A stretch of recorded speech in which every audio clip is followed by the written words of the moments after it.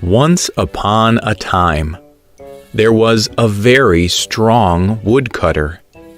A king hired him to cut down trees.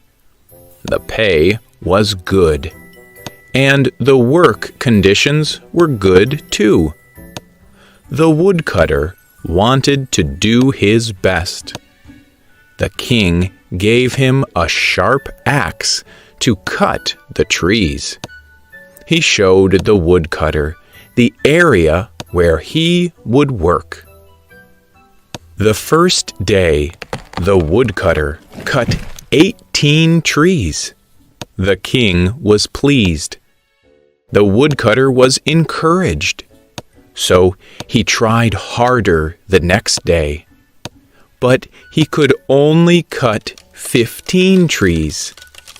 Each day, he cut fewer and fewer trees. The woodcutter wondered if he was becoming weak. He told the king that he did not understand what was happening. The king asked, "When was the last time you sharpened your axe?" The woodcutter replied, "Sharpen my axe? I had no time for that. I have been too busy cutting trees." Mayo Ocean wrote this story for the website Thrive Global. The point of the story is that sometimes people work more and more, but they forget what is important. With a small fix, they could be working smarter. Today's spotlight is on managing time to do more. Everyone has things they need to do. These things can be school, work, or things at home. People may need to care for children, fix a broken window, or sit through a meeting at work. These are all important things. They all take time and attention. But everyone also has things they want to do.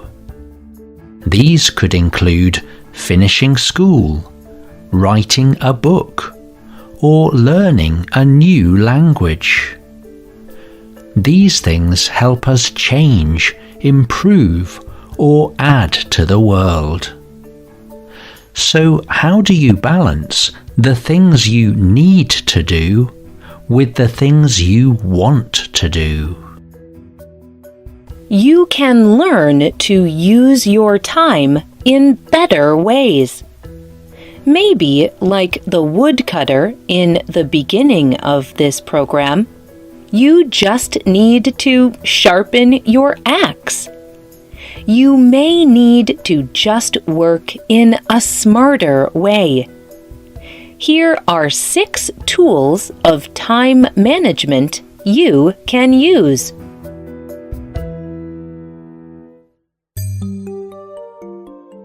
The first tool of time management is to remember the big picture. Instead of thinking about all the things you have to do, think about where you want to be in 1 year. Write it on a piece of paper. Put it where you will see it every day. It could be in your kitchen or bathroom.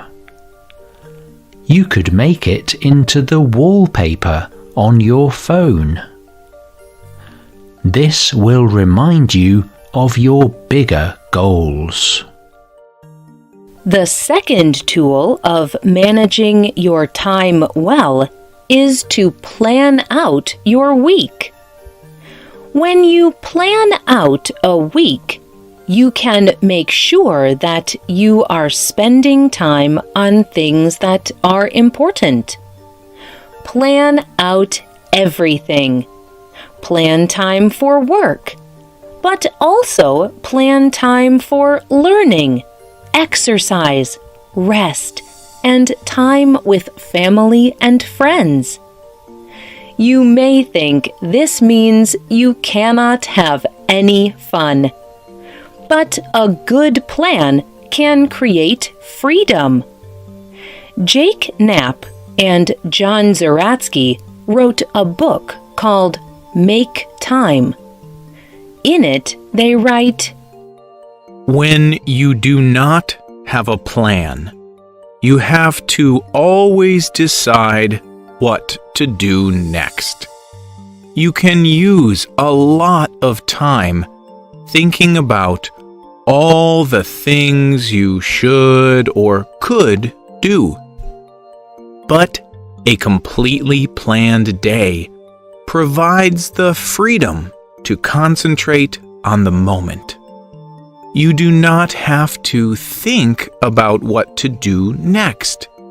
You can trust the plan set out by your past self.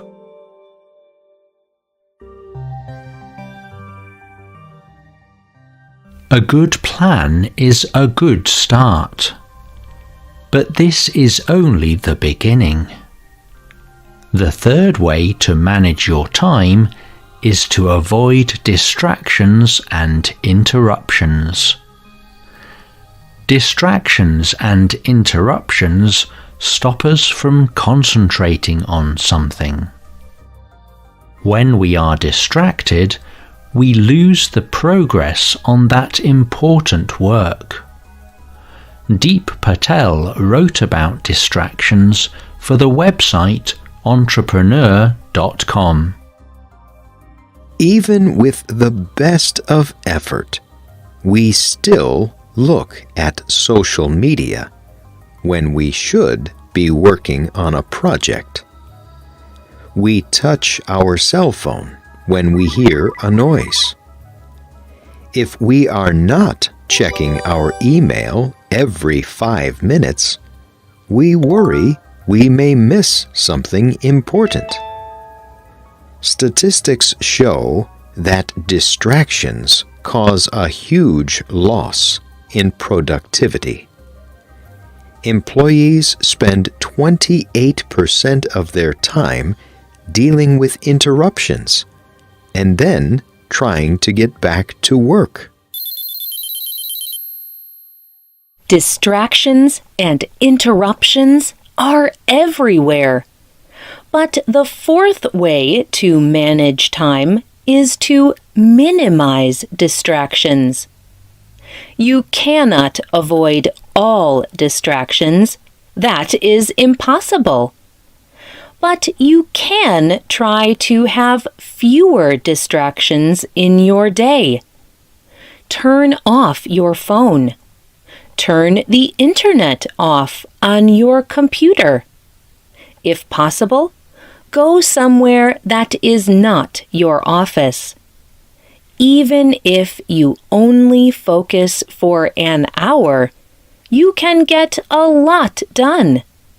There is very little in life or work that cannot wait 1 hour. The fifth way to manage your time is to do your most important thing at the beginning of the day. Oshin explains. As a rule, plan your most important and creative work in the early hours of waking up. This is when you have the most energy. On the other side, you could plan your low creative work, such as email, social media, or phone calls later in the day. This is when your energy is lowest. The sixth and final way to manage your time is to know when to stop working. Many people take their work home. They even bring their phones into bed with them. People are always connected to each other and their work. In a survey from Forbes, 82% of people say they stay connected to the office even when they go home. The same survey said 50% are still connected when they go to bed. Managing time can help us get more work done.